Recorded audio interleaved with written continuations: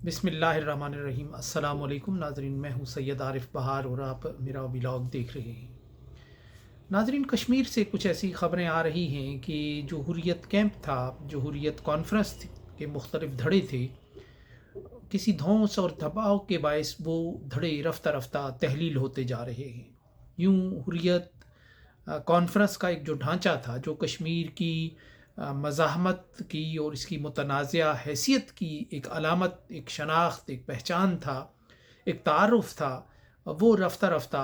अपनी मौत आप मर रहा है, अपने बोझ तले दब कर रह गया है। बज़ाहिर तो ये एक रज़ाकाराना और हालात से दिल बर्दाश्ता और मायूस होकर जो लोग अलग हो रहे हैं, ये एक वो अमल है, उसका हिस्सा है। लेकिन हकीकत में इसके पीछे एक बहुत बड़ा दबाव है इन लोगों पर, इन लोगों के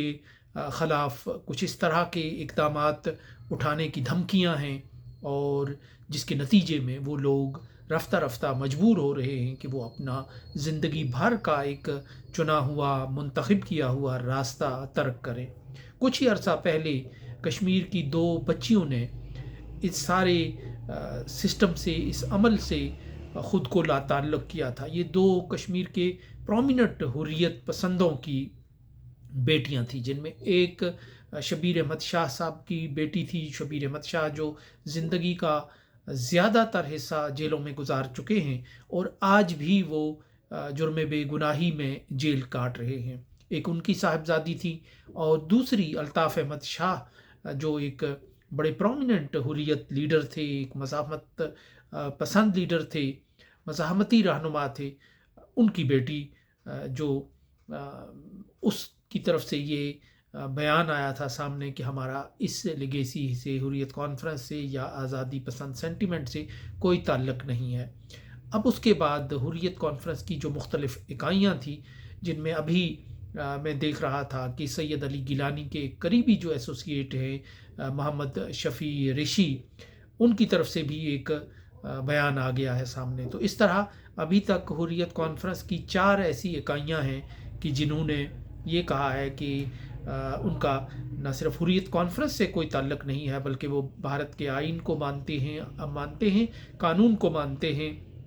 और उन्होंने कहा है कि हुर्रियत कॉन्फ्रेंस कश्मीरी अवाम के जज्बात और उनके जायज़ मसाइल के हल में बुरी तरह नाकाम हुई है। साथ ही यानी उन्होंने जहां हुर्रियत कॉन्फ्रेंस के साथ इजहार लाताल्लुक़ी किया, वहीं उन्होंने उस पर तनकीद भी की। बज़ाहिर तो ये ऐसी छोटी जमातें हैं जिनके नाम हमें भी याद नहीं है: जम्मू व कश्मीर पीपल्स मूवमेंट, जम्मू व Kashmir democratic political movement, इस्तकामत party, तहरीक इस्तकलाल, और इस तरह की ये एक फ़र्ज़ी लेटर पैड तंजीमें थी कि जो हुर्रियत कॉन्फ्रेंस के धड़ों में एक अददी अक्सरियत बताने और अददी अक्सरियत जितलाने के लिए बनाई गई थी। लेकिन बहरहाल इनसे जो वाबस्ता शख्सियात थीं इन लेटर पैड तंजीमों से, वो बहरहाल उनकी ज़िंदगियों का अक्सर जो बड़ा हिस्सा है वो मज़ाहमत में ही गुज़रा था, और वो मज़ाहमती सियासत का हिस्सा थे। वो उनकी ज़िंदगियाँ इस काज के लिए वक्फ थीं। लेकिन वक्त का जो उलट फेर है, अब ऐसा हुआ है कि वो लोग इस सारे सिस्टम से लाताल्लुकी का इजहार कर रहे हैं। बिल्कुल मुझे 2 बरस पहले की पाकिस्तान की सियासत की वो सिचुएशन नज़र आ रही है, सूरत हाल नज़र आ रही है कि जब लोग पीटीआई के साथ लाताल्लुकी का इजहार करते थे और प्रेस कॉन्फ्रेंसें आए रोज़ होती थी, और जिनमें वो इजहार लाताल्लुकी करते थे। बज़ाहिर तो वो उनका ज़मीर जाग जाता था, और रज़ाकाराना किस्म की ये काया पलट होती थी। लेकिन हकीकत में इसके पीछे बेपनाह दबाव होता था, जिसमें धमकी भी होती थी, धौंस भी होती थी, और बहुत कुछ होता था। तो बिल्कुल ऐसे ही जब कश्मीरी लीडरशिप आज ये लाताल्लुकी का ऐलान कर रही है, जिनकी बहुत आवाम में कोई ऐसी हैसियत भी नहीं है और न कोई इतनी बड़ी पहचान और अलग शनाख्त भी है, और अगर शनाख्त वाले लोग भी इस अमल से गुजरेंगे और ये अमल दोहराएंगे, तो इसका वाज़ेह मतलब यही होगा कि उनके पीछे एक दबाव होगा, धमकी होगी, धौंस होगी, ब्लैकमेलिंग का एक इंतहाई कोई सिस्टमेटिक निज़ाम होगा, और ब्लैकमेलिंग की कोई इंतहा होगी कि जिसके नतीजे में वो अपनी शनाख्त को छोड़ने पर, अपनी शनाख्त को बदलने पर, अपने मुतय्यन रास्ते को तर्क करने पर मजबूर हो रहे हैं। وہ قرآن کی ایک آیت ہے کہ تلک الایام نداولها بین الناس، کہ وہ جو دن ہیں لوگوں کے درمیان پھرتے رہتے ہیں، الٹ پھیر دنوں کا اسی کو کہتے ہیں۔ 1990 کا ایک زمانہ تھا کہ جب کشمیر میں نئی نئی مسلح مزاحمت شروع ہو گئی تھی، جموں و کشمیر لبریشن فرنٹ اس مزاحمت کو چلا رہی تھی، تو پھر لبریشن فرنٹ کو کاؤنٹر اور بیلنس کرنے کے لیے اللہ ٹائیگرز کے نام سے ایک تنظیم وجود میں آ گئی تھی، اور ایک کشمکش کی سی کیفیت تھی، رائٹ اور لیفٹ کا ایک نظریاتی ایک کشمکش کا ماحول بنایا جا رہا تھا۔ تو اس وقت ان تنظیموں کی طرف سے جو نیشنل کانفرنس میں مسلمان تھے، یا جو مسلمان ہی تھے زیادہ، یا کانگریس میں جو مسلمان تھے، اور ان پارٹیوں پر کے جو لوگ تھے پرومیننٹ قسم کے، ان پر یہ دباؤ ڈالا جا رہا تھا کہ وہ اعلان لا تعلقی کریں۔ تو اس وقت کے اخبارات ہمیں یاد ہے کہ سری نگر ٹائمز، صفا، آفتاب اور دوسرے بھرے ہوتے تھے کہ اعلان لا تعلقی سے، کہ میں فلاں ابن فلاں نیشنل کانفرنس کی بنیادی رکنیت سے استعفیٰ دے رہا ہوں اور سیاست سے لا تعلق ہو رہا ہوں، اور آئندہ میرا اس سیاست کے ساتھ کوئی تعلق نہیں ہوگا۔ اسی طرح جو کانگریس کے وابستگان تھے وہ بھی کرتے تھے۔ تو 1.5 سال تک یہ سلسلہ بہت زوروں پر رہا، اور لوگ اس سیاست سے اور سیاسی جماعتوں سے لا تعلقی کا اظہار کرتے رہے، اور اس کو بہت سے لوگ، خود ہم لوگ اس کو رپورٹ کرتے تھے، اس پہ لکھتے تھے کہ جی ایک بڑی لہر چل رہی ہے اور لوگ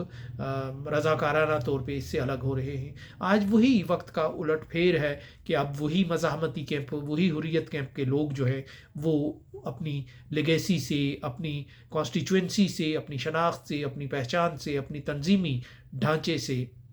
لا تعلقی کا اسی انداز سے اعلان کر رہے ہیں، اور ان کے اعلان آج اخبارات کی شاید وہ اہمیت نہیں رہی، لیکن سوشل میڈیا پہ میں ابھی دیکھ رہا تھا کہ شفیع جو ریشی صاحب ہیں،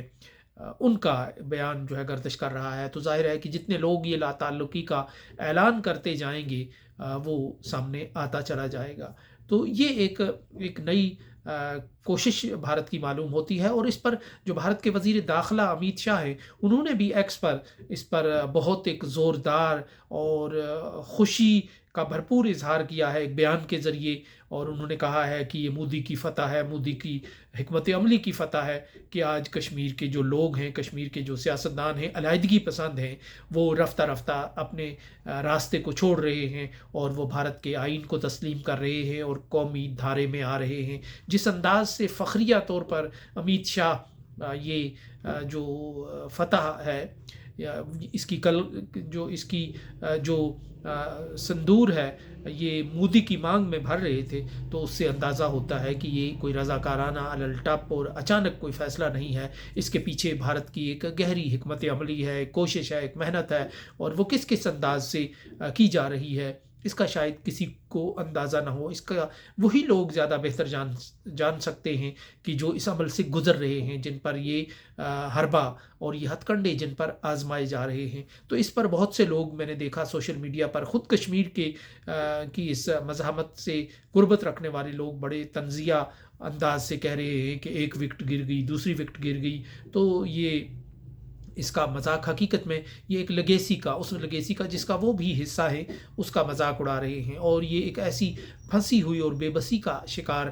قوم کا مذاق اڑا رہے ہیں کہ جو اس وقت حالات کے شکنجے میں بری طرح کسی ہوئی ہے، اور جس کو باہر سے کوئی سپورٹ بھی نہیں مل رہی، جس کو جو اس کے وکیل تھے اور سفیر تھے وہ بھی اس وقت تک یوں معلوم ہو رہا ہے کہ اس کو چھوڑتے ہوئے نظر آ رہے ہیں۔ بھارت جو گراؤنڈ تبدیل کر رہا ہے، جو بھارت اپنے حق میں کشمیر کی زمین کو، کشمیر کی سرزمین کو بنا رہا ہے، تو بھارت نریندر مودی نہ اتنا بڑا کوئی ٹارزن ہے، نہ کوئی اتنی بڑی کوئی پاورفل شخصیت تھا، نہ وہ کوئی بہت بڑا حکمت کار تھا۔ یہ تو صرف اس کی یہ حکمت عملی ہے کہ جو اس نے کشمیر کے معاونین پر، اس کے وکیلوں پر، اس کے دوستوں پر، اس کے سفیروں پر، اس کے مربین پر جو آزمائی اور ان پر دباؤ ڈالا، ان کو مجبور کیا، ان کو عاجز کیا، ان پر بیرونی دباؤ بڑھایا کہ وہ کشمیریوں کی حمایت سے دستکش ہو جائیں، ہاتھ کھینچ لیں، قدم کھینچ لیں۔ تو اس کے نتیجے میں مودی کی گراؤنڈ وہاں بڑھتی چلی گئی، بھارت کی گراؤنڈ بڑھتی چلی گئی، اور آج نریندر مودی اور امیت شاہ خود کو ٹارزن بنا کر پیش کر رہے ہیں۔ تو اس میں ان کے کمال سے زیادہ کشمیریوں کے دوستوں اور وکیلوں کی کمزوری، بزدلی اور نااہلی کا سب سے بڑا حصہ ہے۔ سو اس کے ساتھ ہی اجازت دیجیے، اللہ نگہبان۔